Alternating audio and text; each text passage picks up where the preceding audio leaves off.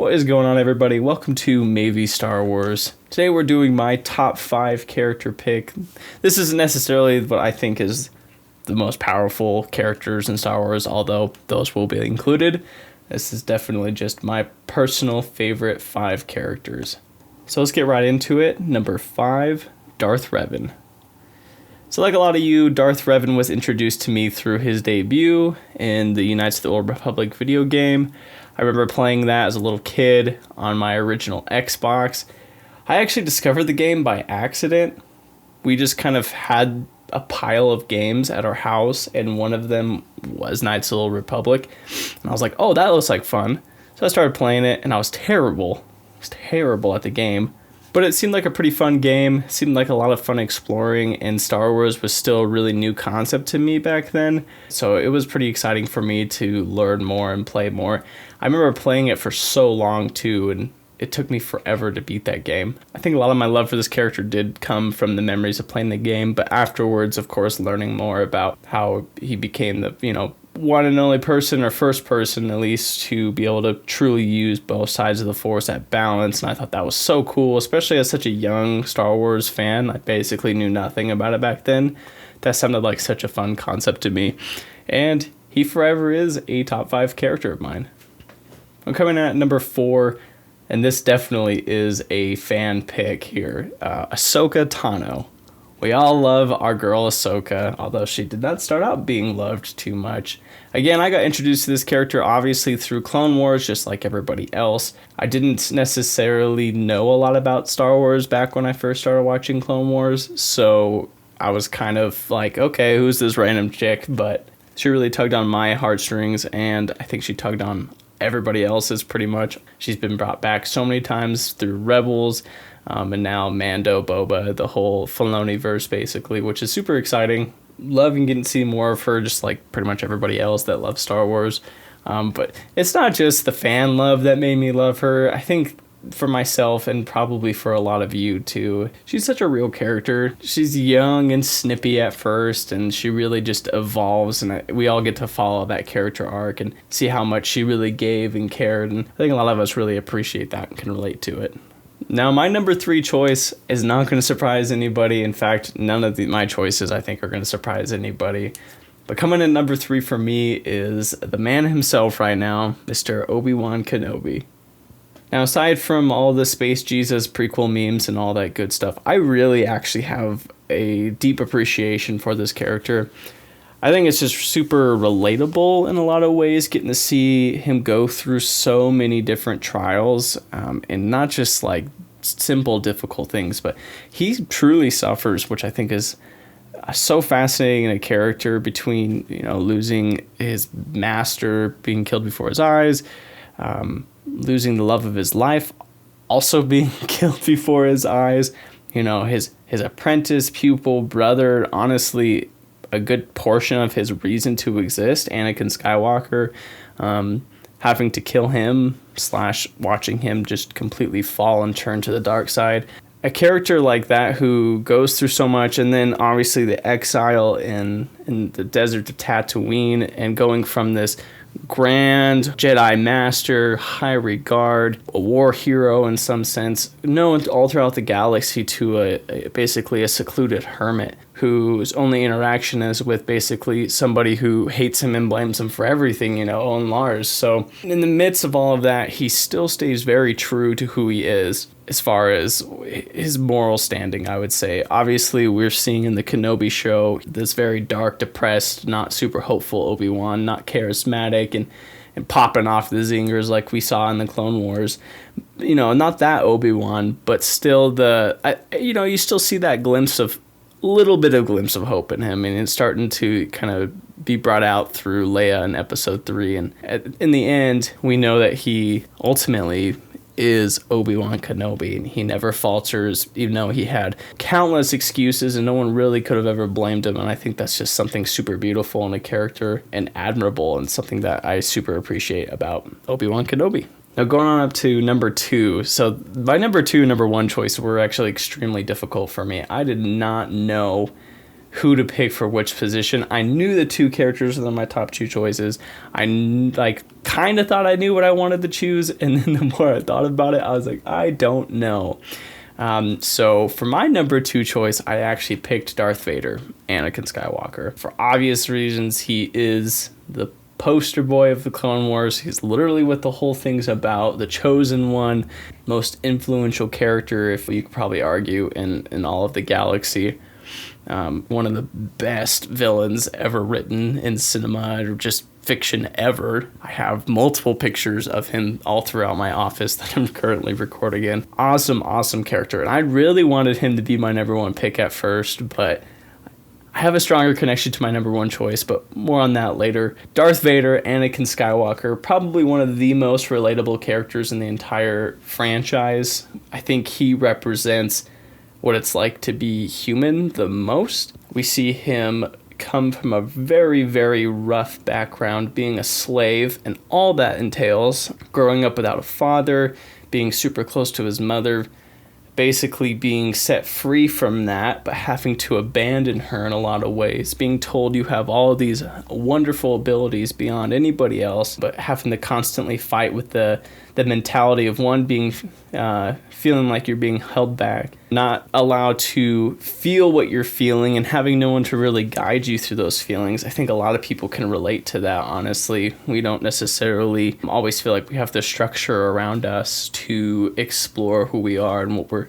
trying to be and really what to do with all those emotions that we're feeling. Super relatable experience, I think, for anybody, especially those currently going through adolescence. And then just to watch your mother die and feeling like you could have stopped it, and the people who are supposed to support you are the ones who held you back from a certain point of view, of course. To just be tormented, going from one form of slavery to another, being indoctrinated into the Jedi code and being told how to live your life there. Just so many conflicting life experiences that I think it just makes him superhuman, and he struggles through them. He's not perfect. He's painted as this poster child for the war, but he's extremely conflicted with what's right and what's wrong, and who he should really be swearing his allegiance to. And then ultimately to be so obsessed with love that he perverses it in a terrible way and tries to gain control of his entire life. And I think that is a very human experience where we all try to squeeze onto control that we really don't have. And ultimately, like Anakin, maybe not to the extent that he goes to, but a lot of us experience trying to hold on to that to the point where it breaks us. We fall apart and we become somebody who we never thought we would be, someone who's maybe even opposes everything we believed in. And I think the Anakin Vader dichotomy, or whatever word you use for it, is so beautiful in that way. And then ultimately, I think the most revealing part about his character, the most human aspect of the Anakin Vader story, is his redemption. And his redemption comes through the love of somebody else. Somebody sees through the Vader suit to Anakin, who he really is. And of course, that's Luke Skywalker. What's part of my favorite things of Star Wars and what makes such an amazing story, one of the many plots that just reflects this world we live in, and it makes Anakin such an amazing character, and I'm pretty sure most people relate to him on this level. If anything, he's super cool. Alright, and on to my number 1 pick. I picked this character over Vader for good reasons, and it kind of comes from personal aspirations, I think, but my number 1 pick is the man himself, Grandmaster Yoda. Man, Yoda's so cool. I think everybody, probably those of you who were alive to watch the original films back in the day, seeing this little green, crazy, kooky hermit come out. Totally unique character, super fun. What a great design. All that stuff to say is so true. But what I love so much about Yoda is he's this Jedi Grand Master. He's been alive for just shy of 1,000 years, has all these years of wisdom and just knowledge of all these events, and he can take all that into consideration, and he does. He's very thoughtful and considerate. He's slow to speak and even slower to move in a sense. Not that he can't move quickly and quite literally walks with a cane all the time, but more so with going back to that deep consideration of all things. You know, he's constantly pondering, constantly considering different options, different variables, different outcomes. And then even more so, before he even acts, he goes through all of that too, which actually reflects his wisdom, and probably wisdom most would share in life is to be slow to speak and even slower to act. So that's a really wonderful characteristic of him. But I think going into his wisdom even more is his humility. I know you could say, well, he couldn't be that wise because he was blinded to Palpatine's plots. And you could argue that he's probably not that humble either, because ultimately it was the Jedi's arrogance that made them so blind. And Yoda being the Grand Master and kind of responsible for all of that, you could say he's probably most to blame and probably the most arrogant and most blind. And I don't necessarily disagree with that. I think you can be extremely wise and thoughtful and considerate and still in that same breath and that same line of character development be completely failing at something. And Yoda did. He completely missed the plots of the Emperor, and it was right under his nose the whole time. Well, it was right over his head the whole time. Poor guy, he's short. Size matters not. I think his wisdom really is revealed the most in the consideration of the opinions of others. I think it's super telling that somebody who has 900 years of experience and truly, truly outranks all of his peers, you know, fellow council members and Jedi Masters, as far as time and experience goes. And he still finds value in considering their opinions. We see it all the time, you know, in the movies, Clone Wars, all that good stuff. He is constantly referring to the council of the people around him. He's able to acknowledge their strengths and even the ways they go beyond him, even in their relatively short years compared to him. And I think that's a mark of a really good leader, being able to bring out the best in the people around you and allow that to elevate the team essentially as a whole. And I think Yoda was truly a grandmaster at that.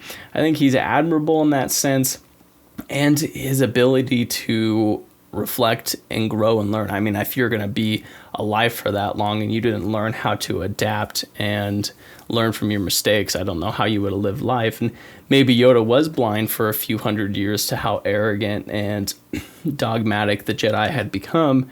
Ultimately, after the fall of Anakin Skywalker, we see a change in mentality where it's not necessarily that he completely looks at the Jedi code in an entirely different light. He still is opposed to the path of the dark side, but I think it really caused him to reconsider a lot of things. And I don't know. I mean, if I was able to rock life for 1,000 years, I feel like I would become pretty confident in my ways of viewing the world, especially compared to people who have been alive maybe a tenth of the time as I had. I think that just speaks mounds about his character. And not only that, he's such a mysterious character, right? We've only seen, I guess, in canon, from my understanding, 3 of Yoda's species, and they're such an elusive species, we don't even have an actual name for them, which is super fascinating.